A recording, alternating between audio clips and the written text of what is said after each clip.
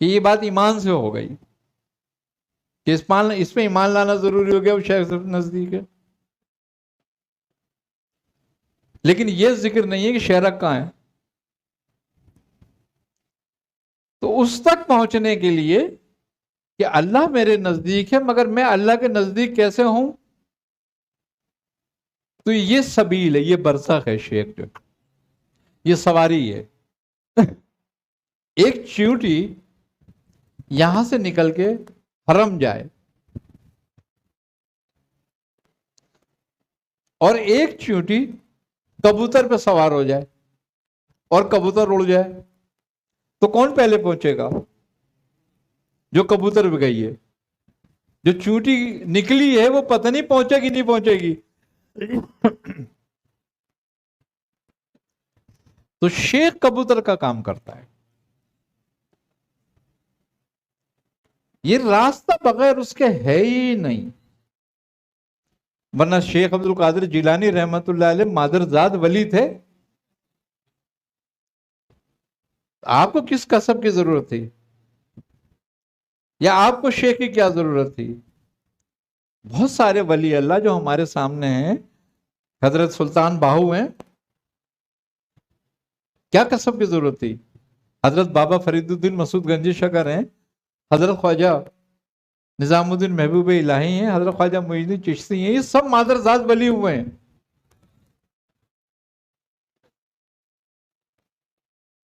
لیکن ولایت کسب پر ہے، اور دو اس کی شرطیں ہیں.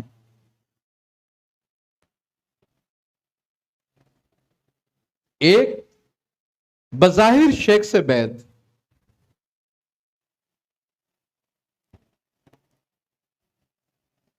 اور دوسری کامل اس کی اطاعت.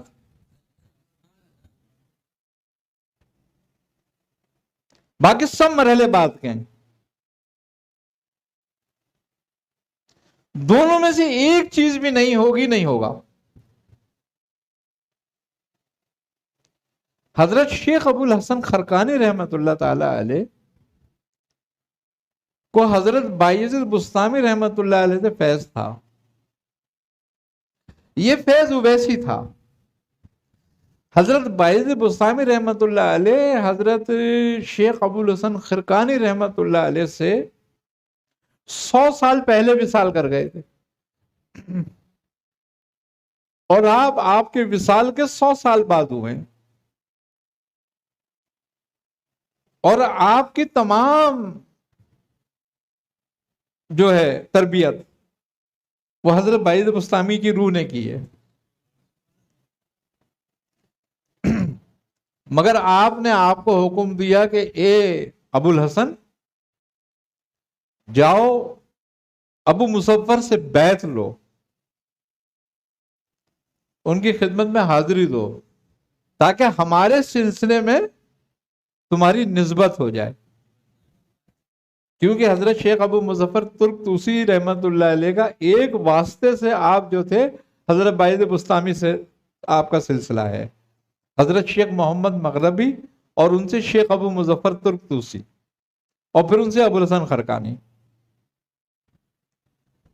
تو بظاہر اگر کوئی ولی بھی ہے، مادرزاد ولی بھی ہے، اور اس کی تربیت بھی ویسی ہے، مگر اس کو بیعت کی ضرورت ہے، اطاعت کی ضرورت ہے. حضرت شیخ عبد القادر جیلانی کے پیر و مرشد کو کون جانتا ہے؟ کا نام بھی بہت کم لوگ جانتے ہوں گے آپ کا. تو شیخ ابو سعید مبارک مخزومی رحمت اللہ علیہ. اور کمال بات یہ ہے کہ حضرت شیخ عبد القادر جیلانی رحمت اللہ علیہ نے جتنی ریاضت کی، آپ نے اپنے ایک نوالے روٹی سے ولایت دے دی تھی. ایک نوالا آپ کو روٹی کا ٹکڑا دیا تھا آپ کو حضرت شیخ عبد القادر جیلانی کو.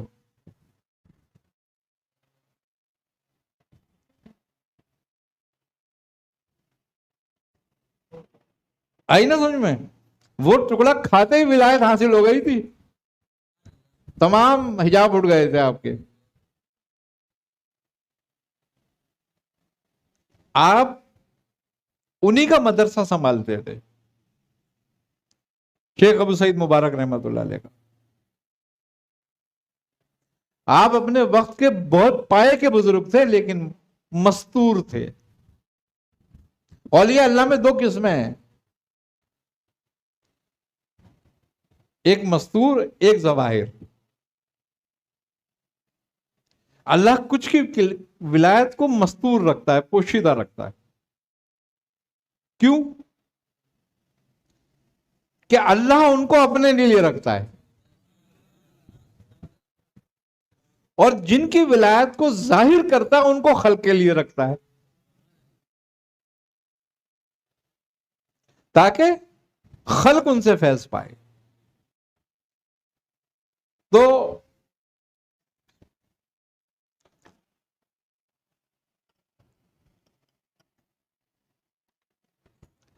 آپ حضرت ابو سعید مبارک مخزومی رحمت اللہ علیہ کی ولایت مستور تھی، اور آپ کی ولایت ظاہر ہوئی۔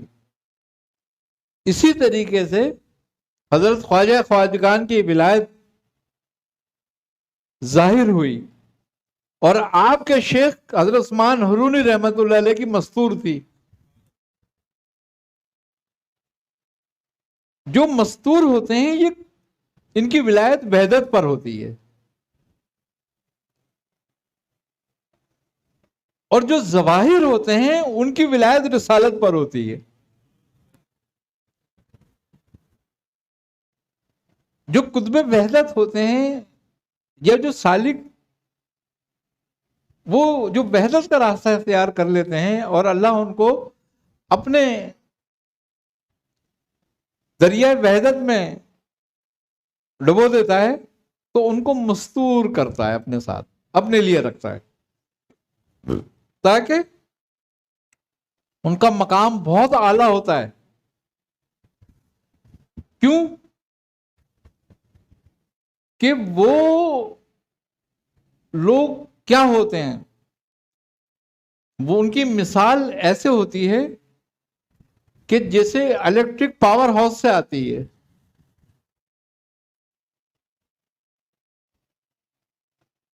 تو پاور ہاؤس سے ڈسٹریبیوٹ ہوتی ہے، اصل تو پاور ہاؤس میں آتی ہے، اور پاور ہاؤس سے جنریٹ ہو کے اور ڈسٹریبیوٹ ہوتی ہے کنٹرول کے ساتھ۔ تو یہ لوگ جو ہوتے ہیں، جو مستور ہوتے ہیں، یہ پاور ہاؤس ہوتے ہیں، ان کے ذریعے فیض ڈسٹریبیوٹ ہوتا ہے۔ بعض بزرگ جو ہوتے ہیں قطب وحدت بھی ہوتے ہیں، قطب الارشاد بھی ہوتے ہیں، جیسے کہ حضرت شیخ عبد القادر جیلانی تھے، آپ قطب وحدت بھی تھے اور قطب ارشاد بھی۔ ارشاد وہ ہوتا ہے جو لوگوں میں درس و تدریس کا کام کرتا ہے، لوگوں کی رشد و ہدایت کرتا ہے، لوگوں کی تربیت کرتا ہے۔ لیکن قطب وحدت جو ہوتا ہے اس سے کسی کی تربیت نہیں ہوتی، وہ لوگوں میں تربیت نہیں کرتا، وہ کسی ایک کی تربیت کرتا ہے، اور اس کو اس مقام پہ بٹھال دیتا ہے کہ اس کے ذریعے تربیت ہوتی ہے۔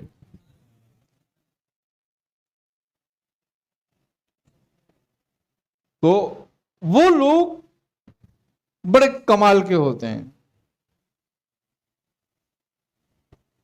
تو اس لیے ظاہری بیعت اور ظاہری اطاعت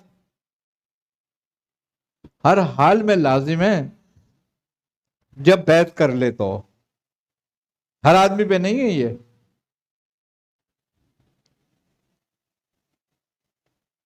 حضرت مولانا جلال الدین رومی رحمت اللہ علیہ فرماتے ہیں کہ مولوی ہرگز نہ شد مولائے روم، تا غلامی شمش تبریزی نہ شود۔ مولوی کبھی مولائے روم نہیں ہو سکتا تھا اگر شمش الدین تبریزی کی غلامی کو قبول نہ کرتا۔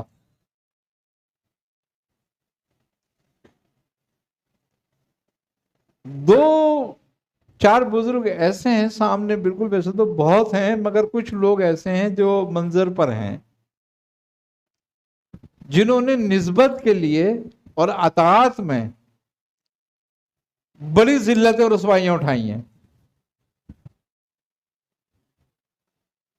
ان میں ایک مولانا جلال الدین رومی بھی ہیں.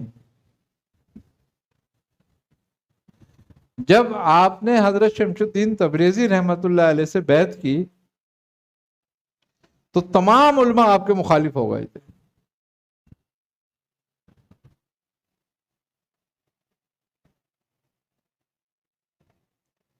اور آپ کے خلاف اتنے ہو گئے کہ لوگوں نے آپ کے پیچھے نماز پڑھنا چھوڑ دی تھی.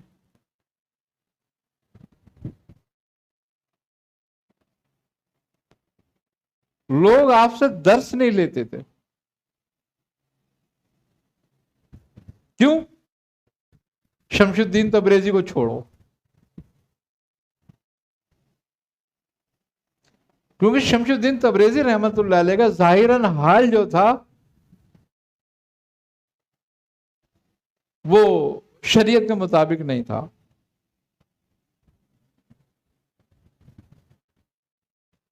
آپ مجذوب سالک تھے. آپ نے سلوک تو طے کیا تھا مگر جذب کے ساتھ. اس میں بھی یہ بات ہوتی ہے کہ ایک مجذوب سالک ہوتا ہے اور ایک سالک مجذوب ہوتا ہے.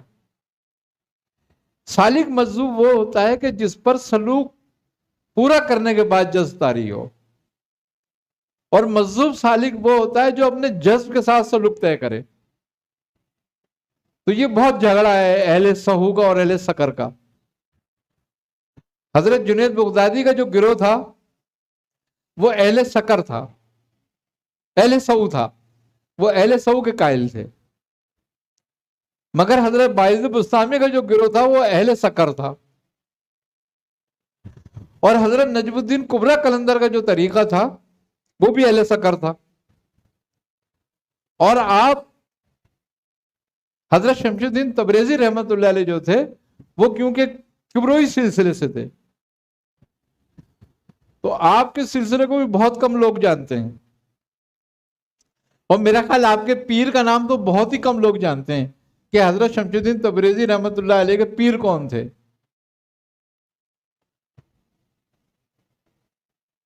قریباً لوگ نا واقف ہیں ان سے. اور شمس الدین تبریزی کو دنیا جانتی ہے. کیوں؟ کہ وہ بھی اپنے وقت کے اولیاء مستورین میں سے تھے. ان کا نام تھا حضرت بابا کمال جندی رحمت اللہ علیہ.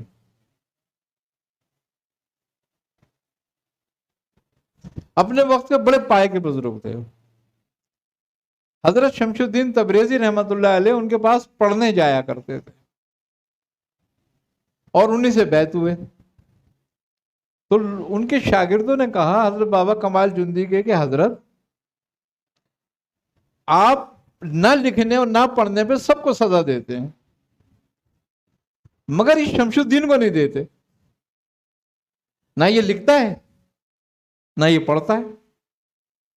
تو آپ مسکراتے اور خاموش ہو جاتے. ایک دن طالب علم نے ذرا احتجاج کیا سب نے. تو آپ نے فرمایا کہ دیکھو تمہاری تحریر اور تقریر تم خود کرو گے مگر اس کی پڑھنے اور اس کا لکھنے والا کوئی اور آئے گا. یہ نہیں کرے گا.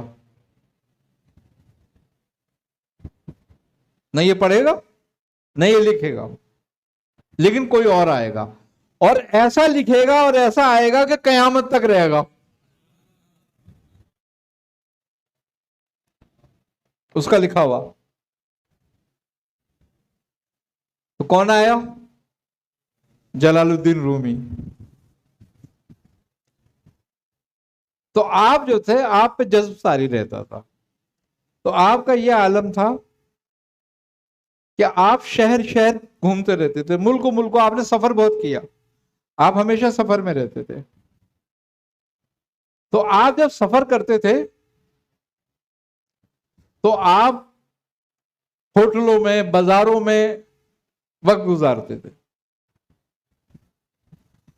تو آپ جب روم گئے تو روم میں بھی آپ پہنچے جب، تو آپ وہاں پر کبھی کیفے خانوں میں ہوتے تھے بیٹھے ہوئے، کبھی جوئے خانوں میں ہوتے تھے بیٹھے ہوئے، کبھی بازاروں میں بیٹھے ہوئے ہوتے تھے، اور جو لوگ کھیل رہے ہوتے تھے انہیں دانت دے رہے ہوتے تھے خوب آوازیں کس کس کے.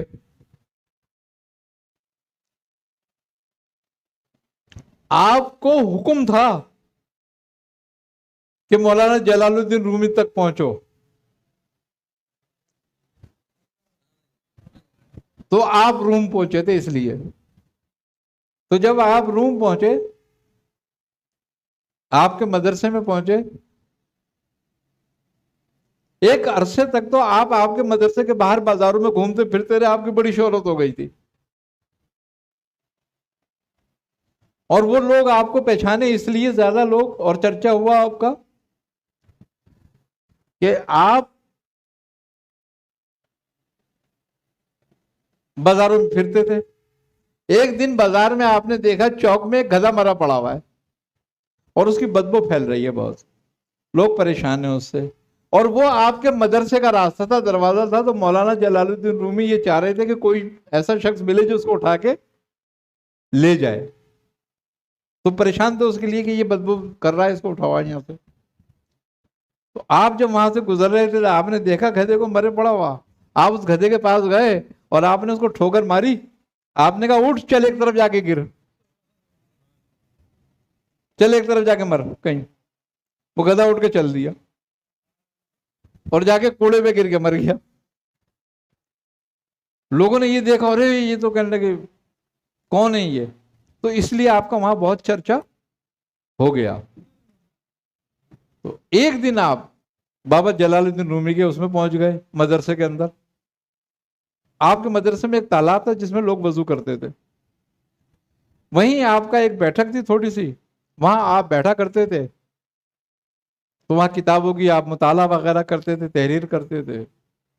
تو وہاں پہنچ گئے آپ. تو آپ کھڑے ہو گئے، آپ نے دیکھا، آپ نے کہا یہ وہی آدمی ہے. تو آپ نے فرمایا تو مجذوب ٹائپ ہے. آپ نے پوچھا مولوی یہ کیا کر رہا ہے؟ آپ نے فرمایا تم اس بات کو نہیں جانتے. میں کہا اچھا. مولانا اٹھ کے گئے کوئی کام سے، انہوں نے ساری کتابیں اٹھائیں تالاب میں ڈال دی. مولانا آئے اور انہوں نے کہا یہ کیا غضب کیا تو نے، یہ ساری میری کتابیں پھینک دی، سارا علم میرا برباد کر دیا تو نے. تو ان کا مولانا تیرا علم کیسا تھا جو ایک تالاب میں برباد ہو گیا؟ آپ نے کہا اچھا اگر یہ برباد ہو گیا تو میں اس کو نکال لیتا ہوں. آپ نے ساری کتابیں نکال کے باہر رکھ دی، ساری سوکھی ہوئی خشک ویسی کی ویسی. جب مولانا نے یہ بات دیکھی تو مولانا کہنے لگے کہ یہ کیا ہے؟ بولے یہ تو نہیں جانتا. بس مولانا کی زندگی بدل گئی. آپ نے تمام ذلت رسوائیاں اٹھائیں مگر آپ کو نہیں چھوڑا، یہاں تک کہ آپ کے بیٹوں نے آپ کو شہید کر دیا. حضرت شمس الدین تبریزی کو حضرت مولانا جلال الدین رومی کے بیٹوں نے شہید کیا تھا آپ کو، اور ان کے 3 ٹکڑے کر کے کنویں میں ڈال دیے تھے. تو آپ دیوانے ہو گئے تھے حضرت جلال الدین رومی. تو آپ نے خواب میں آن کے آپ کو بشارت دی کہ اے جلال الدین، میرا جو جسم ہے وہ فلک کنویں میں پڑا ہوا ہے، وہاں سے نکالو اور تذیب اور تقفیم کرو اور دفن کر دو. تو اس واقعے کو ہفتہ گزر گیا تھا. تو انہوں نے کہا حضرت یہ تو گل سڑ گیا ہوگا آپ کا بدن. آپ نے فرمایا نہیں، جاؤ ویسی کا ویسے ہی ہے. جب نکالا تو ویسی کا ویسے ہی تھا، بالکل پانی تک نہیں لگا تھا آپ کے جسم کو. تو پھر آپ نے دفن کیا. پھر اس کے بعد آپ نے مثنوی شروع کری تھی. تو بات اطاعت کی ہے. اطاعت کے بغیر منزل حاصل نہیں ہوتی. دیکھو اللہ بھی تمہیں مسلمان ہونے کے لیے کیا کہہ رہا ہے؟ مومن بننے کے لیے شرط ہے نا، وہ آتی اللہ وہ آتی رسولہ، اور محبت کی بھی شرط ہے، فاتبعونی.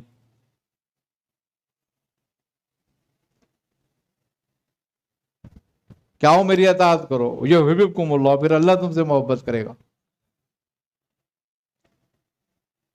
تو اطاعت کے بغیر راہ راستہ سلوک اور تصوف کا ناممکن. اچھا، اطاعت تو ظاہر کی ہے، اور ظاہر سے فیض پاتا ہے اطاعت کے ذریعے، لیکن تصور کے ذریعے باطن سے فیض پاتا ہے.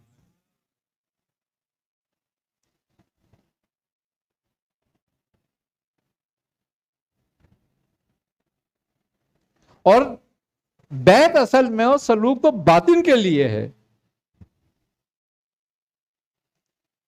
کہ باطن کو استوار کیا جائے، باطن کو درست کیا جائے.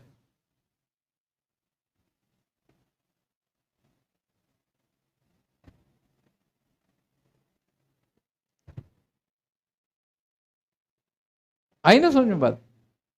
اب ہم جو ذکر و اذکار کرتے ہیں، ہمیں اب شیخ سے جب ہم بیعت ہوتے ہیں تو وہ اپنی منازل طے ہونے کے بعد ان کو ملتا ہے نا خرقہ و خلافت. اب ان کی 10 سال کی ریاضت تھی، 20 سال کی ریاضت تھی، 50 سال کی ریاضت تھی. جب شیخ خوش ہوا اور اس نے دے دی، اب تم جا کے بیعت ہوئے، اب تمہیں سارا کام نئے سرے سے کرنا ہوتا ہے. ذکر بھی نئے سرے سے کرو گے، ریاضت بھی نئے سرے سے کرو گے، مراقبے مشاہدے سب نئے سرے سے ہوں گے. لیکن اس کا فائدہ یہ ہوتا ہے کہ جس طریقے سے باپ نے بلڈنگ بنائی اور باپ مر گیا، اب وراثت میں کس کو ملی؟ بیٹوں کو. اب وہ اس کے مالک اس کو بیچیں، اس کو اور اوپر لے جائیں اور بڑا کریں، یا بیچ کے برباد کر دیں. لیکن انہیں ایک اینٹ لگانے کی ضرورت نہیں پڑی اور عمارت کے مالک ہو گئے. یہ وراثت ہے نا، وراثت کی وجہ سے ہوا، کیونکہ باپ کی محنت تھی. باپ نے محل بنایا، بلڈنگ بنائی، جھونپڑی بنائی، جو بھی بنائی، مگر اولاد نے ایک کیل بھی نہیں لگائی اس میں، اور مالک اولاد پوری کے پوری ہو گئے. تو یہی وراثت ایک قلبی ہے، وہ وراثت سلبی ہے. یہ وراثت قلبی ہے کہ جب تم بیعت ہوتے ہو اور اس سے قلبی مناسبت تعلق جب پیدا کرتے ہو تو وہ جس مقام میں ہوتا ہے اس کا فیض بھی تمہیں ہونے لگتا ہے. تمہیں کچھ بنانے کی ضرورت نہیں پڑتی پھر، بس صرف اس کے قلب سے قلب جوڑنا ہوتا ہے تاکہ تم اس کی اولاد قلبی ہو جاؤ، وارث قلبی بن جاؤ.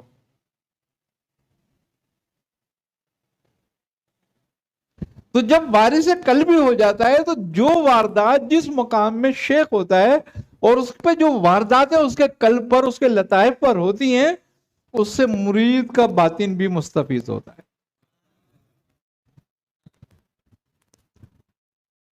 اگر کہیں اے سی لگا ہوا ہے اور جس کمرے میں اے سی لگا ہوا ہے اس کے اگر برابر میں کوئی کمرہ ہے، اگر وہاں سے کوئی کھڑکی بھی کھلی ہوئی ہے تو ٹھنڈی ہوا آتی ہے اندر، چاہے پورا ٹھنڈا نہ ہو مگر ٹھنڈی ہوا اندر آتی ہے. یہی حال ہے بالکل قلب سے قلب متصل ہونے کا، اور یہ متصل ہوتا ہے تصور سے.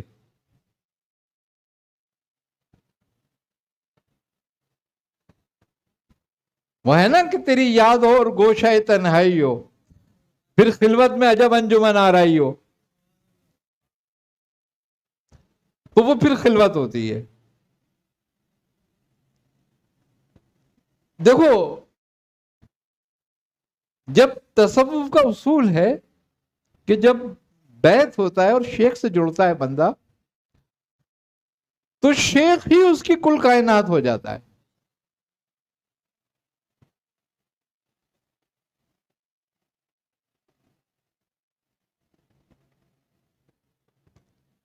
جس نے اس بات کو جان لیا، وہ شاعر کہتا ہے نا، کہتا ہے کہ ہو تمنا اور کیا، جانے تمنا آپ ہیں، کیا کروں میں لے کے دنیا، میری دنیا آپ ہیں. تو وہ اس کی دنیا وہ ہو جاتا ہے. اب وہ بظاہر دنیا میں ہوتا ہے، لیکن اس کا قلب اس کے ساتھ ہوتا ہے. تو اسی لیے بزرگ کہتے ہیں کہ قلب کو دنیا سے قلب کو صاف کر. ہاتھ سے صاف کرنے کی ضرورت نہیں ہوتی.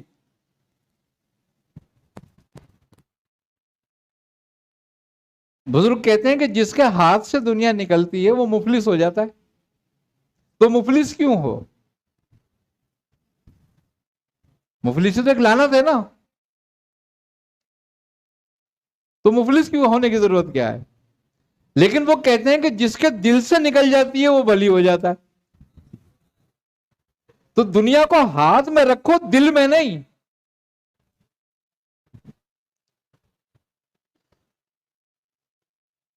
تاکہ دنیا بھی تمہاری برباد نہ ہو.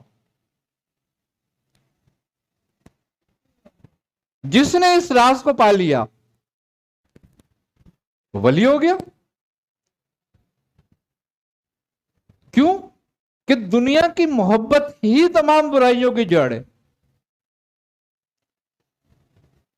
نفس کی جو سب سے بڑا بت ہے، نفس کا سب سے بڑا جو بت ہے وہ ہے سرکشی.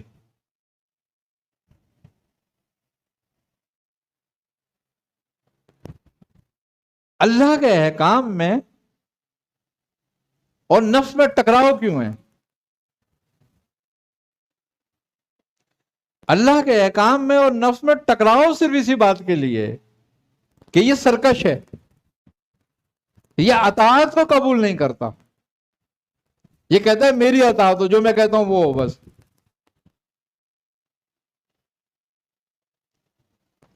تو سرکشی کے بت کو اطاعت توڑتی ہے. اور اطاعت دو باتوں پر ہو سکتی ہے بس، تیسری بات اطاعت کی نہیں ہوتی. یا تو اطاعت خوف میں ہوتی ہے، یا اطاعت شوق میں ہوتی ہے کہ محبت سے اطاعت کرے، یا پھر خوف سے اطاعت کرے. اسی لیے قرآن کریم میں اللہ تبارک و تعالی نے عذابوں سے ڈرایا ہے.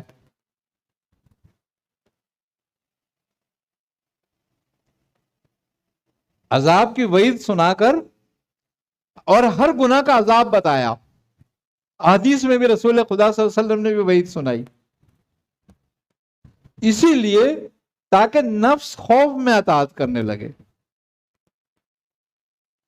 اور جنت کی بشارتیں بھی سنائیں، جنت کا ماحول بھی کی منظر کشی بھی کرائی، تاکہ محبت پیدا ہو، شوق پیدا ہو. تو اطاعت کی دو ہی وجہ ہوتی ہیں، یا تو یہ خوف میں اطاعت کرتا ہے یا شوق میں اطاعت کرتا ہے. تو جو اطاعت شوق میں ہوتی ہے، محبت میں ہوتی ہے، وہ کمال ہوتی ہے، وہ نفس کی سرکشی کو توڑتی ہے. اسی لیے بیعت کا پہلا فائدہ جو ہے وہ یہ ہے کہ نفس کی سرکشی ٹوٹتی ہے اطاعت کی وجہ سے. اور جب جواب دہی کا خوف ہوتا ہے نا، جواب دینے کا خوف ہو جائے تو بھی یہ پھر کمزور پڑتا ہے.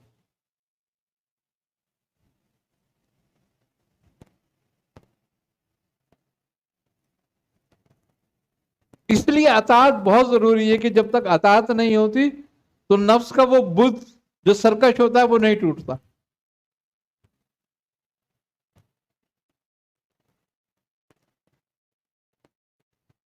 تو بیعت کا جو مقصد ہے وہ صرف ایک ہی بات پر ہوتا ہے، اور بیعت کا مقصد جو ہے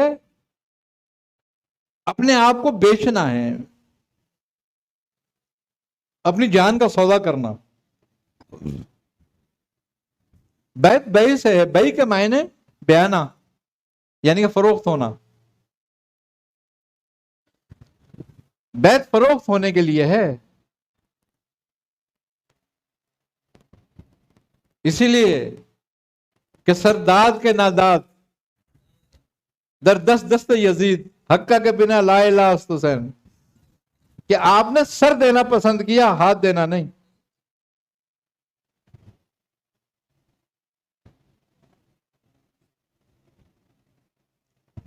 بزرگ کہتے ہیں کہ جب سر اٹھانے کی گنجائش ختم ہو اور سر جھکانا منظور نہ ہو تو پھر کٹانا بہتر ہے، پھر کٹایا جائے۔ تو ان کے نزدیک سر کٹانا آسان ہے مگر ہاتھ دینا آسان نہیں۔ یہ سمجھنے والی بات ہے بالکل۔ ایسے ہر آدمی آن کے بیعت کر لیتا نا، کہ جو بیعت کر لو، لاؤ بیعت کرا لو۔ یہ سر دینے سے بھی زیادہ سخت کام ہے، اس لیے کہ سر دینے میں ایک دفعہ کی تکلیف ہے، یہ روز مرتا ہے روز جیتا ہے، کیونکہ اطاعت آسان نہیں ہوتی۔ اپنے آپ کو کسی کی مرضی پہ چھوڑ دینا آسان کام نہیں ہوتا، اور مرید وہی صادق ہے جو اپنے آپ کو ایسا کرے جیسے مردہ غسال کے ہاتھ میں ہو۔ مردہ غسال سے یہ نہیں کہتا کہ پانی کہاں ڈال رہا ہے، اور یہ بھی نہیں کہتا کہ گرم ڈالا یا ٹھنڈا ڈالا۔ تب بیعت کے معنی پورے ہوتے ہیں، اور جب بیعت کے معنی پورے ہوتے ہیں نا، پھر اطاعت شروع ہوتی ہے۔ اور اطاعت اگر مطلب کے لیے ہو تو فاسد ہے، فساد پیدا کرتی ہے، چاہے مطلب شیخ کا ہو چاہے مطلب مرید کا ہو، کیونکہ بیعت مطلب کے لیے نہیں ہے، مقصد کے لیے۔ اب مرید کا مقصد بھی جو ہے وہ تلاش حق ہو، اور پیر کا مقصد بھی اس کو بارگاہ حق تک لے جانا ہو، تب بیعت کا مقصد پورا ہوتا ہے۔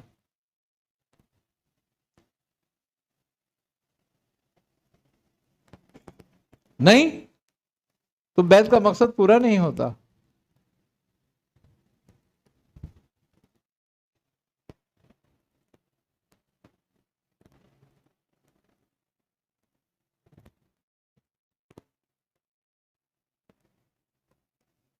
آئی نا سمجھ میں بات؟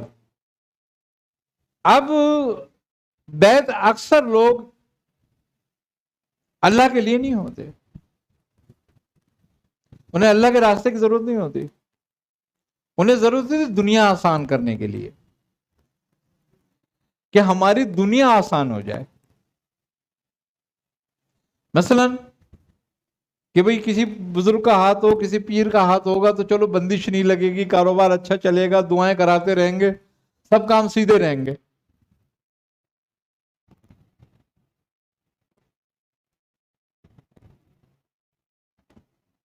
اور اگر یہ نہیں ہوا تو پھر پیر بدل دو، دوسرا دیکھو، کہیں اور ٹھکانہ کرو۔ تو نہ وہ مقصد سمجھا نہ یہ مقصد سمجھے، نتیجہ فساد پیدا ہوا۔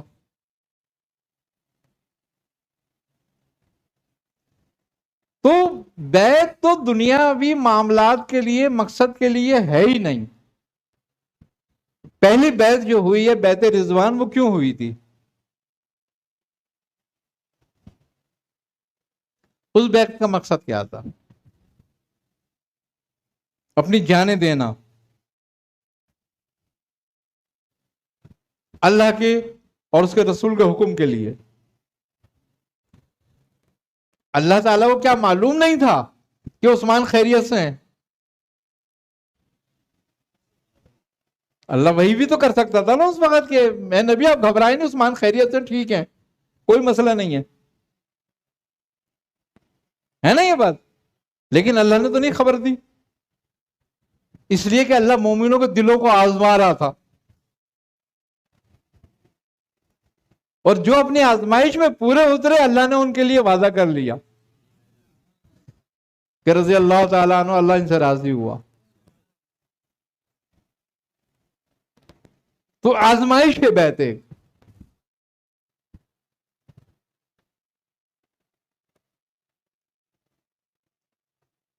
اور جو بیعت کا مقصد نہیں سمجھتے، بیعت کی آزمائش نہیں سمجھتے، بیعت کا معاملہ نہیں سمجھتے، اور وہ بیعت ہوتے ہیں آن کر، تو ان کا مقصد صرف دنیا ہوتا ہے، اس سے زیادہ کچھ نہیں ہوتا. میں نے میاں صاحب سے ایک دن پوچھا، میں نے کہا میاں اگر یہی مقصد ہے تو آپ لوگوں کو بیعت کیوں کرتے رہتے ہیں؟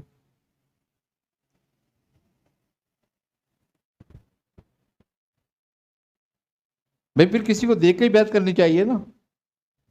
جو آتا ہے کہتا ہے میں مرید ہوں گا، اس کو بیعت کر لیتے ہیں. چلو. مجھ سے فرمانے لگے، کہنے لگے بیٹا پیر جو ہوتا ہے نا وہ چڑی مار ہوتا ہے. وہ جال لگا کے بیٹھا رہتا ہے اور اس میں چڑیاں آتی رہتی ہیں، کبوتر آتے رہتے ہیں، کوے آتے رہتے ہیں، لیکن وہ انتظار میں ہوتا ہے شہباز کے کہ کوئی باز پھنسے آن کے. اور جب باز پھنستا ہے نا اس کا مقصد پورا ہو جاتا ہے، اس کی ساری محنت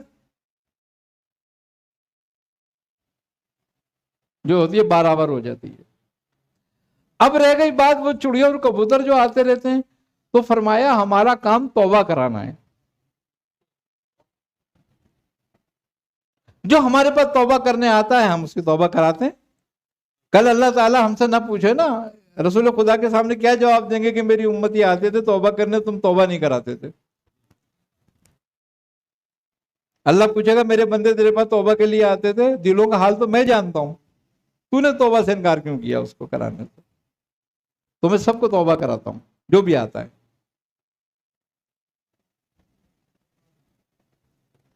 اور میں اللہ سے کہتا ہوں کہ اللہ میں نے جس کو توبہ کرائی ہے میں اس پر گواہ ہوں، تو اس کو ہدایت دے. کل جب تم مجھ سے گواہی کا کہے گا تو میں ان کی گواہی دوں گا انہوں نے توبہ کی تھی. اب قائم رکھنا تیرا کام ہے، توبہ پہ میرا نہیں.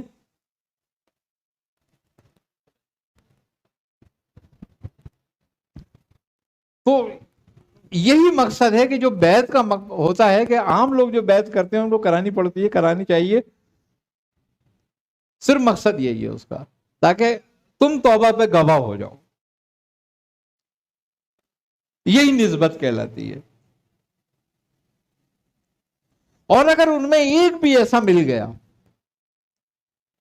کہ جس کو راہ حق کی تلاش ہو اور وہ حق تک پہنچ گیا،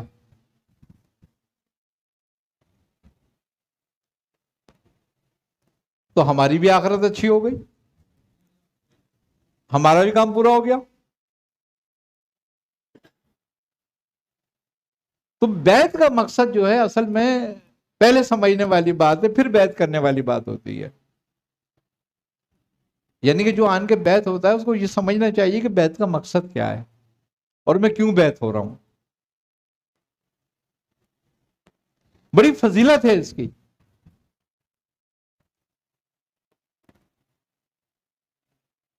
بزرگ فرماتے ہیں کہ نسبتاً جس کا ہاتھ ہاتھ میں آ گیا اور اس نے ایک بار دل سے قبول کر لی، وہ آخرت تک اس میں رہے گا، چاہے اس کے اعمال نہ رہ سکے. ویسے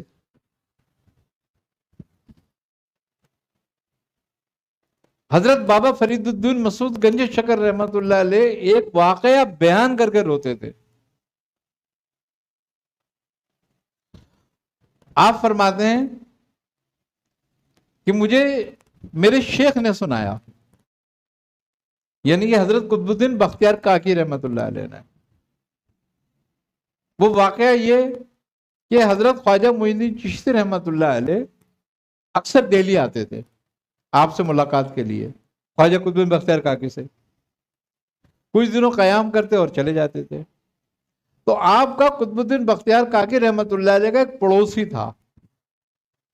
آپ فرماتے ہیں وہ بڑا فاسق اور فاجر تھا، اس کا لین دین بھی اچھا نہیں تھا، لوگوں سے بڑا تنگ رہتے تھے لوگ اس سے. تو اس کا انتقال ہو گیا.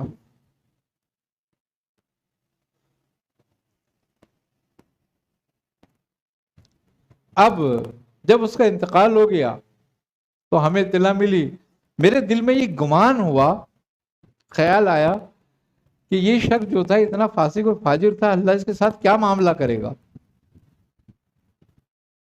میرا پڑوسی، میں اس کے کیا کام آؤں گا. کمال بات ہے بزرگوں کا یہ خیال کہ میں اس کے کیا کام آؤں گا. ہم تو یہ سوچتے ہیں ہمارے کام کون آئے گا.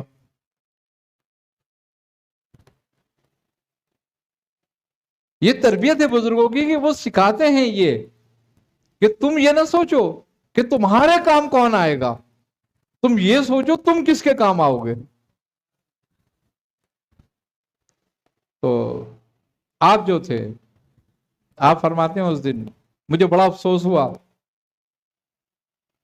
اور میں نے اس کے لیے دعا بھی کی.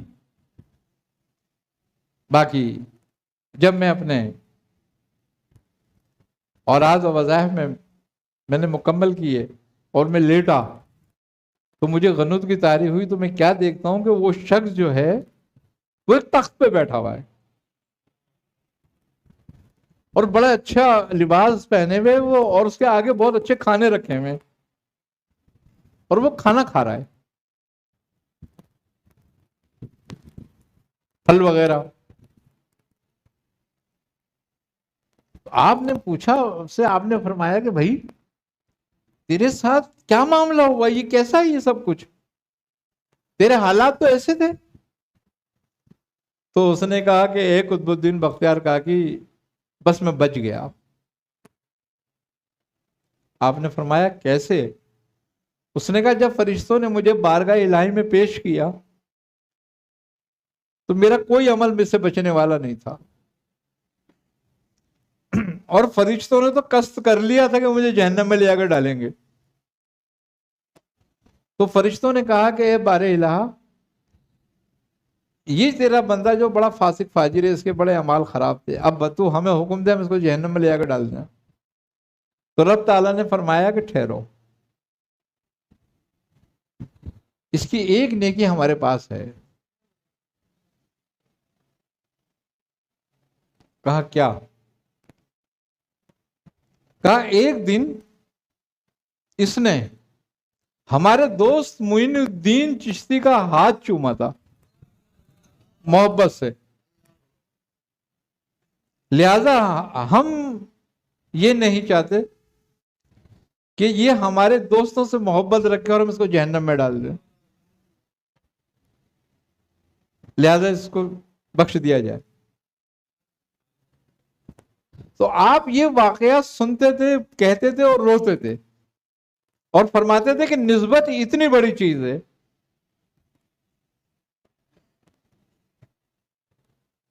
تو بات یہی ہے، ساری بات جو ہے نا محبت کی آ جاتی ہے کہ محبت کی ایک نیکی، ایک عمل تمام نام اعمال پہ بھاری ہو جاتا ہے.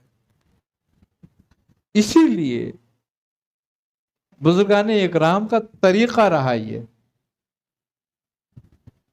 کہ وہ کسی سے پرہیز نہیں کرتے تھے، کسی کو اپنی خانقاہ میں روکتے نہیں تھے، کسی کو اپنے آستانے میں روکتے نہیں تھے.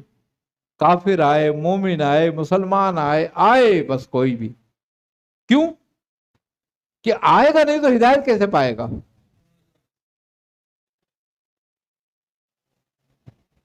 اگر دور رکھا جائے گا تو پھر ہدایت کیسے پائے گا؟ تو اس لیے وہ بالکل کسی کی روک تفریق نہیں کرتے، آنے دیتے. آج بھی خواجہ معین الدین چشتی رحمت اللہ علیہ کی جو لنگر ہوتا ہے اس میں گوشت نہیں پکتا. آپ کی دیگ میں گوشت نہیں ہوتا. ہر چیز ہوگی دنیا کی مگر گوشت نہیں ہوگا. کیوں؟ سب کھا سکے ہیں.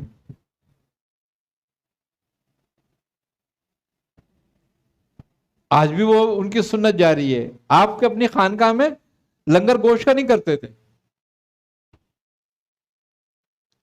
اسی لیے کوئی بھی آتا تھا، کافر آئے، مومن آئے، ہندو آئے، مسلمان آئے، سکھ آئے، جو بھی آئے، سکھ مذہب تو اس وقت تھا ہی نہیں، جو بھی آئے وہ کھائے، پیٹ بھرے بس. اور کمال بات تھی،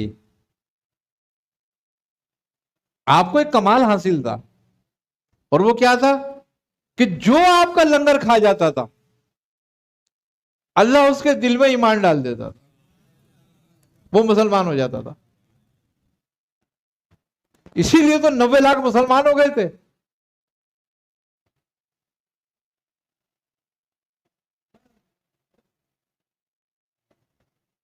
تو بات یہ ہے کہ سلسلے میں عبادت اور ریاضت سے زیادہ محبت کی ضرورت ہوتی ہے.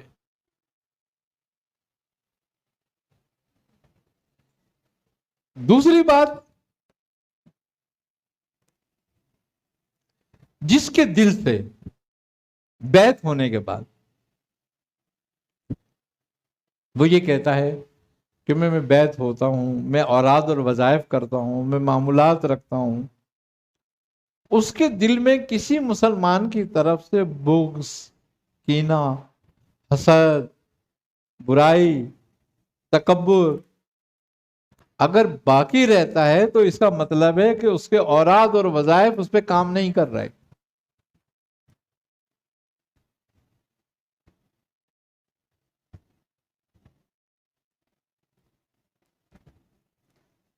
اوراد اور وظائف کا کام کرنے کا معلوم ہی اس بات سے نہیں ہوتا کہ میری دعا قبول ہو رہی ہے. اس بات سے ہوتا ہے کہ میری روح اور میرا دل کتنا صاف ہو گیا لوگوں سے، خلق کے لیے کتنا نرم ہو گیا، کتنا صاف ہو گیا. میرے دل میں حسد تو نہیں ہے کسی بھائی سے، میرے دل میں بغض تو نہیں ہے کسی بھائی کے، میرے دل میں غیبت تو نہیں ہے میری زبان میں کسی کے لیے.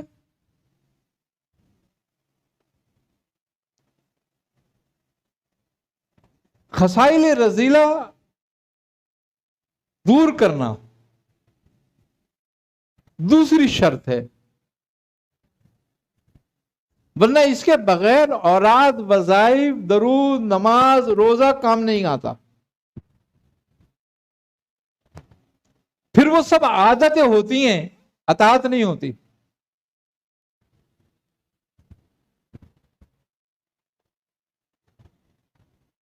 دیکھو، ایک برتن میں گند ہو بھرا ہوا، اس میں دودھ ڈال دو، کوئی پاک چیز ڈال دو، وہ استعمال کے قابل ہوتی ہے؟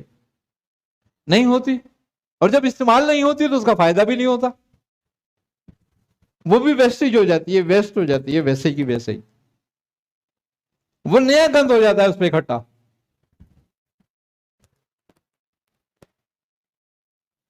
یہی حال نوافل اور فرائض کا ہے کہ اگر قلب اور روح صاف نہیں ہے، بغض سے، حسد سے، ریا سے، تکبر سے، جھوٹ سے،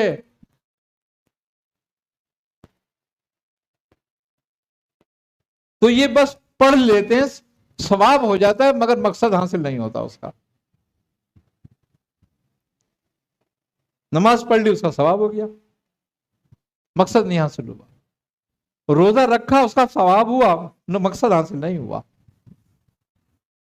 زکات دے دی، ثواب ہو گیا، مقصد حاصل نہیں ہوا. دیکھو، جو اسلام کے فرائض ہیں، نوافل تو ایک اضافی عبادت ہے، لیکن جو فرائض ہیں جو ہم نے کرنے ہی کرنے ہیں، اس کا بھی اگر ہمیں فائدہ نہ ہو رہا ہو، صرف ثواب ہی ہو رہا ہو، تو کیا نتیجہ؟ اللہ ثواب تو چاہے تو ویسے بھی دے دے. تمہیں تھکانے کی ضرورت کیا ہے بھئی؟ تمہارے تھکنے سے اللہ کو کیا فائدہ ہوگا؟ دیکھو نماز ہے، مثال کے طور پر ہم نماز پڑھتے ہیں، تو نماز خالی ثواب کے لیے ہے کیا؟ نہیں. اللہ تعالیٰ نماز کا مقصد بتا رہا ہے کہ نماز کیوں ہے. اللہ کہتا ہے کہ نماز روکتی ہے تمہیں برائی اور بے حیائی سے، فحاشی کے کاموں سے اور برائیوں سے. تو کسی برائی سے رکے.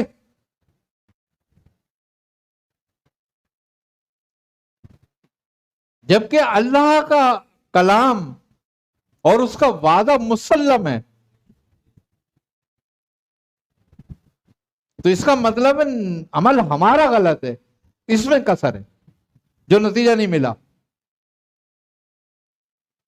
تو نماز کیوں نہیں روک پا رہی ہمیں برائیوں سے، بے حیائی سے، سود کے کاموں سے، ذخیرہ اندوزی سے، لوٹ مار سے، ظلم سے، زیادتی سے؟ کیوں نہیں روک پا رہی جبکہ نماز کا نتیجہ یہی ہے؟ تو نتیجہ نہیں نکل رہا. بھئی آپ پیسے جمع کرتے ہو تو آپ ایک گنتی رکھتے ہو، میں نے 10 ڈالے، 20 ڈالے، 50 ڈالے، اب میں نے 99 ڈالے، ایک اور ڈالا، 100 ہو گئے. اب نکالا وہاں سے، کھولا تو ایک بھی نہیں تھا. بولے کہاں گئے میرے پیسے؟ میں نے 100 ڈالے تھے.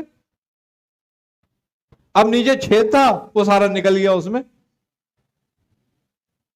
تو یہ 6 باقی ہیں کہیں، جو سارا نکل رہا ہے، کہیں فائدہ نہیں ہو رہا. اسی طریقے سے ہم روزہ رکھتے ہیں تو روزہ ثواب کے لیے خالی نہیں ہے، وہ ایک حصہ ہے ثواب روزہ اس کا. اب ہم روزہ کسی بھی طرح سے رکھ لیں لیکن ثواب اس کا ہوگا ہمیں، وہ ایک الگ بات ہے قانون کے مطابق. لیکن اس کا جو مقصد ہے روزے کا، اس کا نتیجہ ایک ہے. اس کا نتیجہ یہ ہے کہ اللہ کہتا ہے اور تم سے یہ گنتی کے روزے اس لیے رکھوائے گئے ہیں تاکہ تم میں تقوی پیدا کریں، تم میں تقوی ہو جائے پیدا. اب بتاؤ روزہ رکھ کے کتنا تقوی ہوا؟ کون روزہ رکھنے کے بعد، رمضان کے بعد متقی ہو گیا؟ رمضان کے پہلے 10 دنوں میں مسجد میں جگہ نہیں ہوتی، اور آخری دنوں میں بخش والے چلے جاتے ہیں نا، بخشوا کے پہلے اشرے میں. تو تقوی کیوں نہیں پیدا ہو رہا؟ اس کا مطلب یہ ہے کہ روزے کا مقصد تھا، مطلب تو روزے کا ثوابی ہے، مگر مقصد روزے کا جو تھا وہ حاصل نہیں ہوا. تو بھوکا مرنے کا کیا نتیجہ نکلا؟ چلو اسی نیت سے روزہ رکھ لیا گیا کچھ چربی کم ہو جائے گی، لیکن وہ بھی کام پورا نہیں ہوتا. اس کی وجہ یہ ہے کہ جب افطار پہ بیٹھتے ہو تو پورا دسترخوان اجاڑ دیتے، کچھ بھی نہیں چھوڑتے اس پہ. اور باقی پھر تراویحوں کے بعد کا گنجائش رہتی ہے کہ پھر تراویحوں کے بعد بھی کھانا ہے، تو کوئی بھی مقصد حاصل نہیں ہو رہا. زکوٰۃ ہے، ہم زکوٰۃ ادا کرتے ہیں، اس کا مقصد ہے، اس کا مقصد یہ ہے کہ تمہارے غریب غربا تمہاری رقم سے مستفیض ہوں اور تمہارے دل سے مال کی محبت نکلے.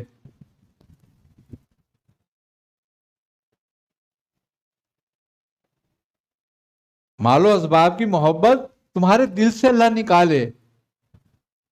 اسی لیے رمضان میں زکوٰۃ بھی رمضان میں دی جاتی ہے نا. کیوں؟ تاکہ ادھر تقوی ہو، ادھر دل سے محبت نکلے مال و اسباب کی، اللہ کے نزدیک ہو جائے. تو نہ مال و اسباب کی محبت نکلتی ہے،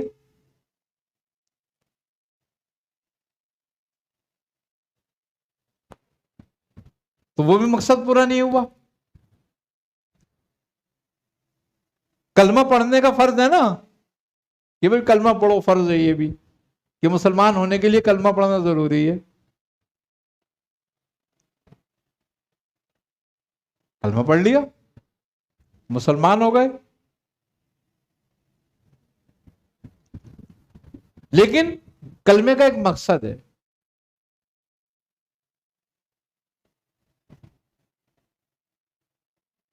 کلمے کا مقصد تو اپنے رب کو پہچان لے کہ وہی اکیلا ہے، اور کسی کی اطاعت تجھ پہ واجب نہیں ہے. یعنی کہ صحیح ہے نا؟ لا الہ الا اللہ اصل یہی ہے.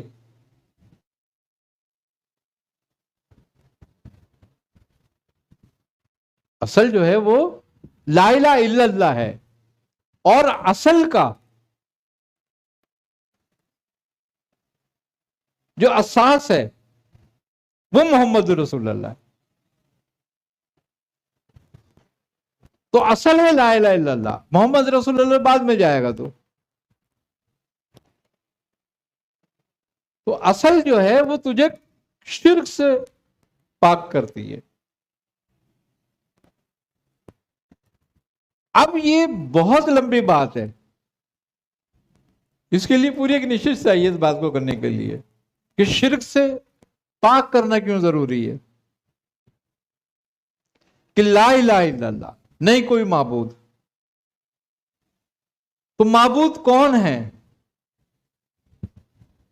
جو پیدا ہوا، جو مرے گا، جو فنا ہوگا، وہ معبود ہو سکتا ہے؟ وہ تو خلق مخلوق ہے. مخلوق معبود ہونے کے لیے تو مخلوق نہیں ہونا چاہیے اس کو، اور جو مخلوق ہے وہ معبود نہیں ہو سکتی.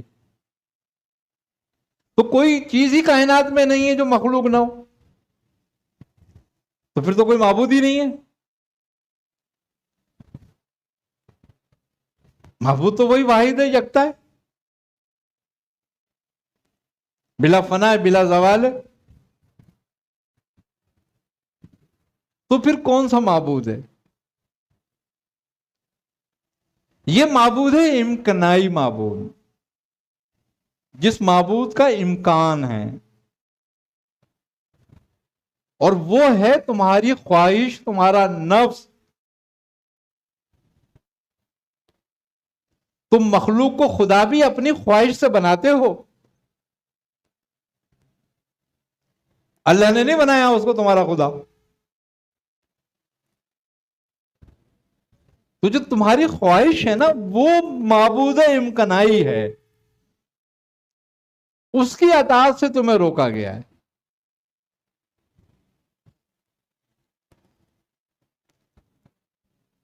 وَيَكْفُرُ بِالطَّاغُوتِ، جس نے کفر کیا طاغوت سے، وہ یؤمن باللہ، وہ ایمان لایا اللہ پر. اب ہم میں سے کتنے ہیں جنہوں نے بغاوت کری ہے طاغوت سے؟ کتنے ہیں ہم جو اپنی خواہش کے مطابق نہیں ہیں؟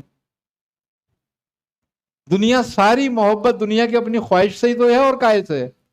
اللہ کے حکم سے، کہ اللہ نے حکم دیا ہے دنیا کی محبت کا. تو سارا کچھ تو تم اپنی خواہش سے کر رہے ہو، اللہ کی اطاعت سے کیا کرا تم نے؟ تو ابھی تک تو تم بندے طاغوت کے ہو.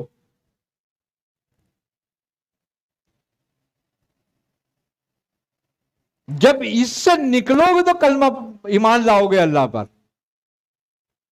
جب تک طاغوت کے دوست رہو گے تو کفر کیسے کرو گے؟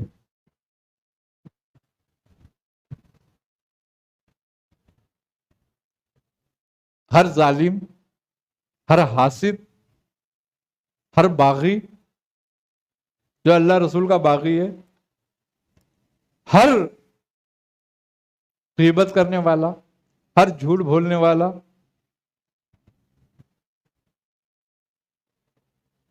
کون ہے؟ طاغوت کا پیروکار، طاغوت کا ساتھی. تو جو طاغوت کا پیروکار ہے وہ ایمان کب لایا؟ تو اس نے تو صرف کولی کولی کہہ دیا کہ لا الہ الا اللہ محمد رسول اللہ، اس لیے اس کا مقصد حاصل نہیں ہوا، ثواب ہو گیا اس کو کہنے کا، وہ دائرے میں داخل ہو گیا. لیکن ایک دائرہ ان کا ہے جن کی زبان پر اسلام ہے، ایک دائرہ ان کا ہے جن کے دل میں قلب میں اسلام ہے، ایک دائرہ ان کا ہے جن کی روح میں اتر گیا ہے. وہی ہیں اصل مسلمان.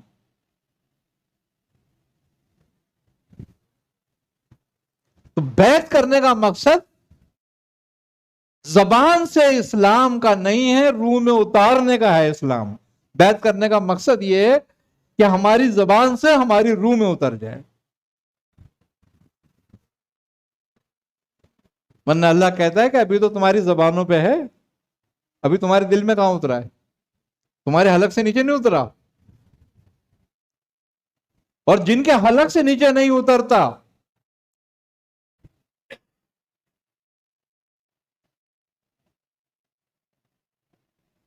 ان کو کسی نتیجے کا فائدہ نہیں ہوتا. آئی نا سمجھ میں بات؟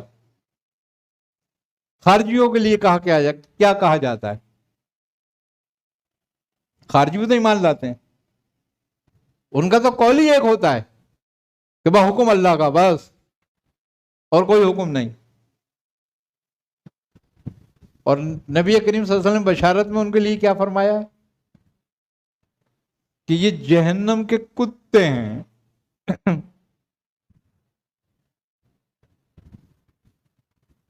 کیوں؟ اس لیے کہ آپ نے فرمایا کہ اسلام ان کے حلق سے نہیں اترے گا نیچے، قرآن ان کے حلق سے نہیں اترے گا نیچے. جب حلق سے اترے گا ہی نہیں تو ان کا نتیجہ فائدہ کیا دے گا؟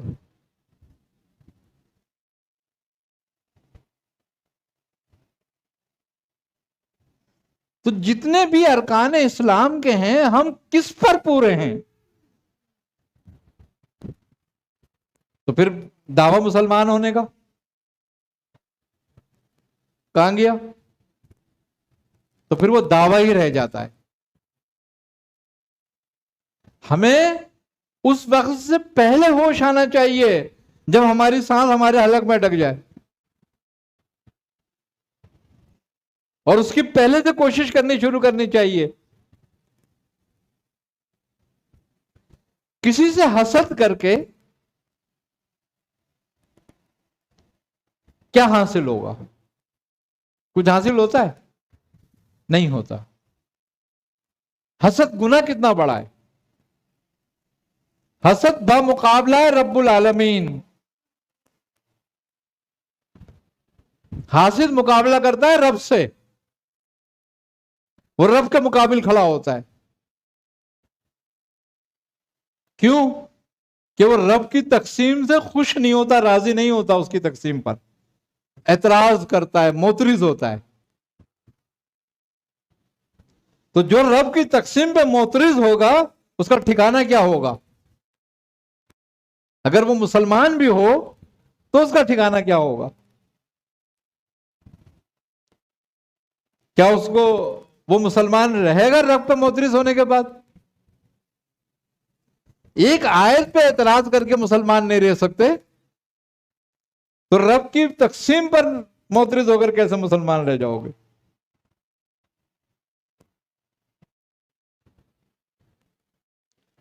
جب تک خسائل رذیلہ ہم سے دور نہیں ہوتے، پورا تصوف ایک ہی آیت ہے، قد افلح من تزکا، بس ختم، پورا تصوف ختم ہو جاتا ہے. پورے مسلمان ہونے کی تشریح ہے یہ آیت کہ وہ فلاح پا گیا جس نے اپنا تزکیہ کیا.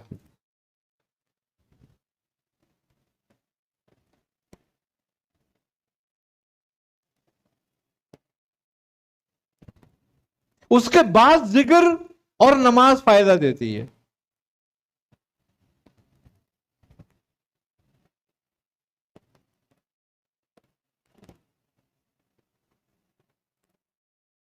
وذکر رب ہی فصلہ،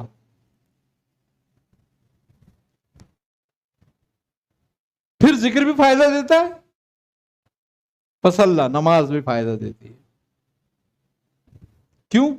فائدہ ذکر اور نماز کا یہ ہے کہ تجھے مقصد حاصل ہو جائے اس کا.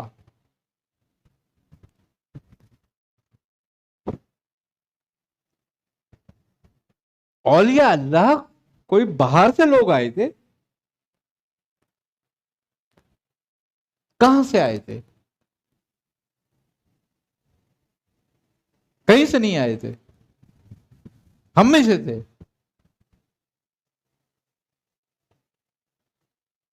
کیوں؟ کہ وہی بات وَيَكْفُرُ بِالطَّاغُوتِ وَيُؤْمِنُ بِاللَّهِ فقط استمسک بالعروۃ الوثقی لا انفصام لها واللہ سمیع العلیم. اور وہ لوگ جنہوں نے کفر کے ساتھ طاغوت کیا، اللہ پہ ایمان لایا، اس نے وہ مضبوط رسی ہاتھ پکڑ لی جو کبھی ٹوٹنے والی نہیں. اللہ سننے اور جاننے والا ہے. اب کیا کہتا ہے؟ اللہ ولی الذین آمنوا، اللہ ایمان والوں میں سے اپنے دوست چنتا ہے. اللہ ولی الذین آمنوا یخرجہم من الظلمات الی النور، پھر ان کو اندھیروں سے نکالتا ہے اور روشنی میں نور میں لے جاتا ہے.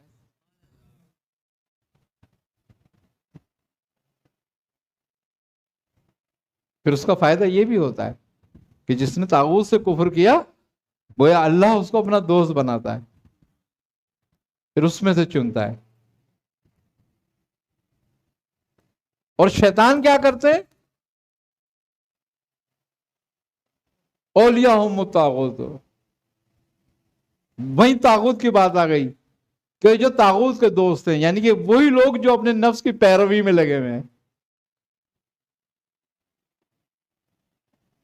جو شیطانوں کے ساتھ مل گئے. اب یہاں کافر مومن کی بات نہیں ہو رہی ہے کہ کافر ملا یا مومن ملا ہے. اولیاءہم الطاغوت، جو شیطان کے دوست ہو گئے، جو اس کی پیروی میں لگ گئے. یخرجہم من النور الی الظلمات، وہ ان کو روشنی سے نکال کے اندھیرے میں لے جاتے ہیں. اب یہ دیکھ لو، یہ بات کس کس پہ صادق آتی ہے؟ وہ کون سے گروہ ہیں اولیاءہم الطاغوت والے جو تمہیں روشنی سے نکال کے اندھیرے میں لے جانا چاہتے ہیں؟ یعنی کہ اندھیرے کا مقصد گمراہی ہے.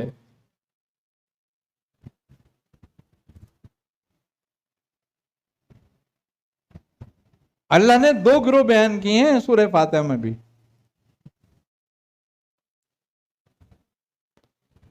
ایک مغضوب غیر المغضوب علیہم، اور ایک ولدالین، وہ جو گمراہ ہوئے. ایک وہ ہیں جن پر عذاب ہوا، غضب ہوا، یہ سارے یہودی ہیں،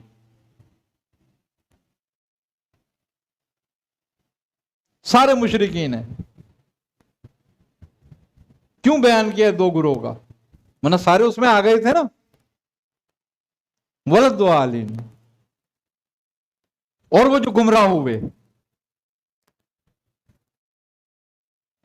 اب گمراہ ہونے والوں میں کون کون ہو سکتا ہے؟ خارجی بھی تو گمراہ ہوئے نا،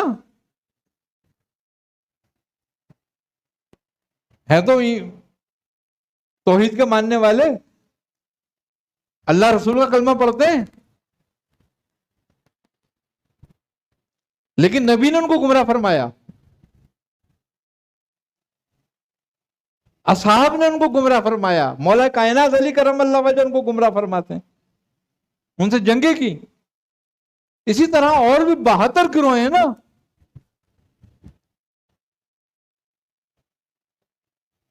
ये वलद वालिन जो है एक बहुत वसी इसका दायरा है।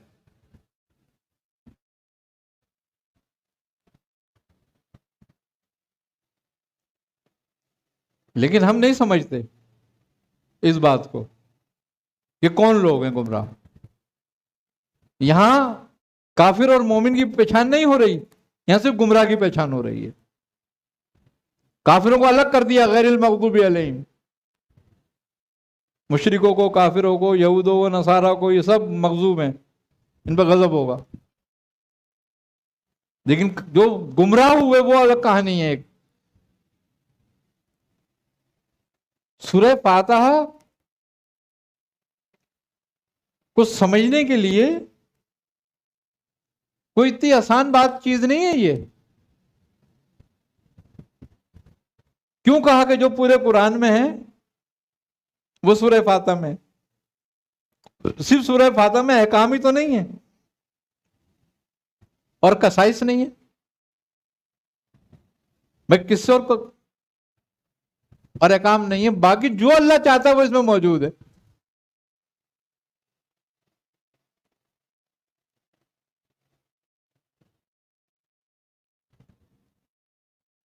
इंशाल्लाह आइंदा इस पे भी बात करेंगे कि वलद वालिन कौन कौन किन किन पे बात है ये। लेकिन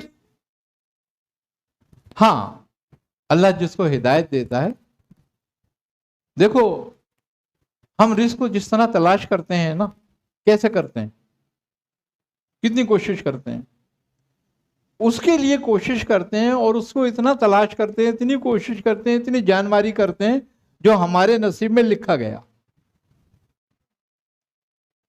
वो ना भी कोशिश करें तो मिल जाएगा, उतना ही मिलेगा। लेकिन अल्लाह कहता है कि उसको वही कुछ मिलता है जिसकी वो सही करता है? और जो कोशिश की जिसको जरूरत है उस पर कोशिश नहीं करते। हजरत मौला कायनात अली करम अल्लाह वजह से किसी ने पूछा कि ए मौला, रिस्क कितनी किस्म के हैं? आपने फरमाया 360।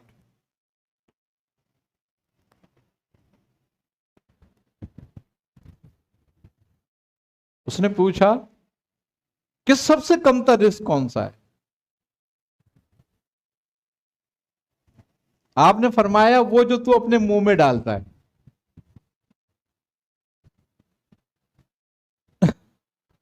तो सारी उम्र किस कमतर के पीछे गुजार देते हैं।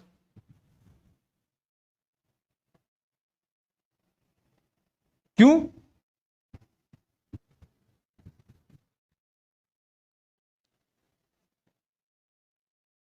है ना कि मालूम ही नहीं है। कहा सबसे आला तरीन रिस्क कौन सा है? आपने फरमाया कि तुझे खुदा की मार्फत हो जाए।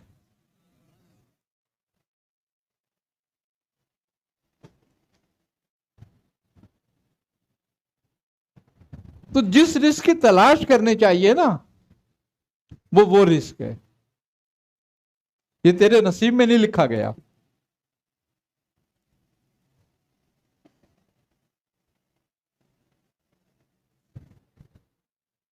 ये रिस्क जो है तेरे नसीब में नहीं लिखा गया, इसको तुझे ढूंढना पड़ेगा। क्यों? कि वो यहूदी मंताशा हो, हम जिसे चाहते हैं हिदायत देते हैं। तो वो हिदायत, ये जो आयत है कि हम जिसे चाहते हैं हिदायत देते हैं, वो उन्हीं लोगों के लिए जो अल्लाह की तलाश में रहते हैं, अल्लाह की मार्फत तलाश करते हैं, उनके लिए है। सबके लिए नहीं है ये आयत। सबके लिए तो उन्होंने कह दिया कि हमने तो हिदायत के लिए कुरान उतार दिया, जो चाहे वो हासिल कर ले। तो उस पर कैद नहीं लगाई मुसलमान होने पर कि हम जिसको चाहेंगे वो ही मुसलमान होगा। तो फिर तो झगड़ा ही खत्म हो गया था। फिर तो काफिर हाथ उठा के खड़े हो जाते, कहने लगे हमें तो तूने चाहा ही नहीं कि मुसलमान हो।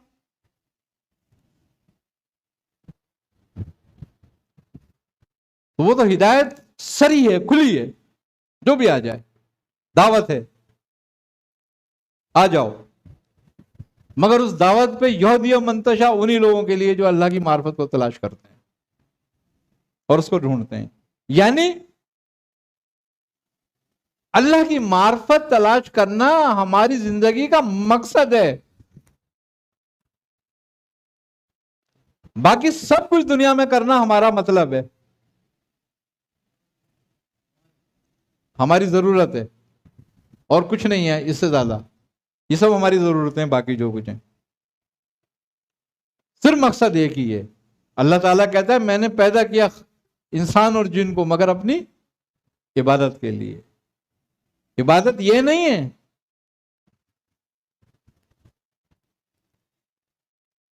کہ اندھی عبادت کرتے رہو، عبادت یہ ہے کہ تو اپنے رب کو پہچانے۔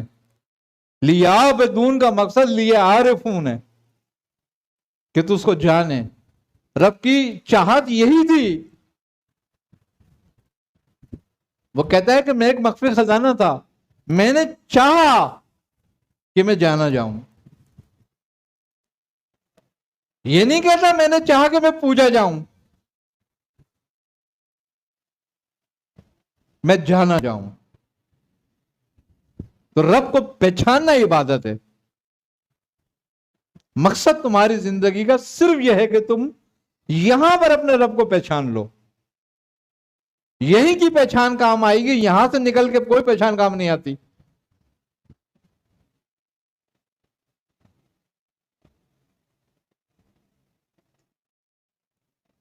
تو اب باقی سب ضرورتیں ہم ساری عمر ضرورتوں میں گزار دیتے ہیں، ضرورتوں کی خواہش اپنی پوری کرنے کے لیے، مگر جس مقصد کے لیے آئے تو وہ کام نہیں کرتے، کبھی اس کا خیال بھی نہیں آتا، کبھی اس کی سوچ بھی نہیں آتی۔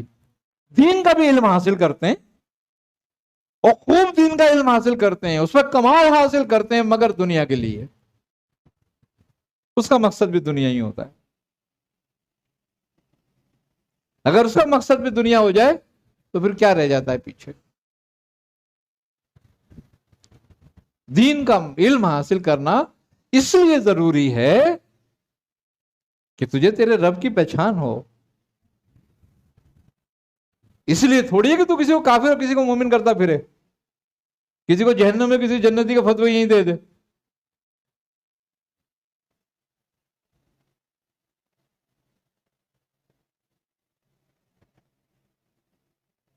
آئی نا سمجھ میں؟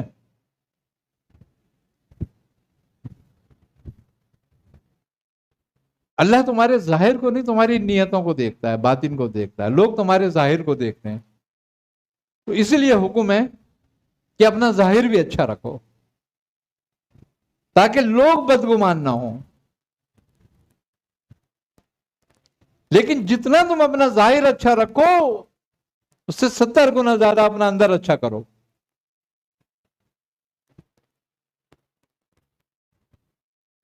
ظاہر اچھا صرف لوگوں کی بدگمانی کی وجہ سے کرنا چاہیے کہ لوگ مجھ سے بدگمان نہ ہوں،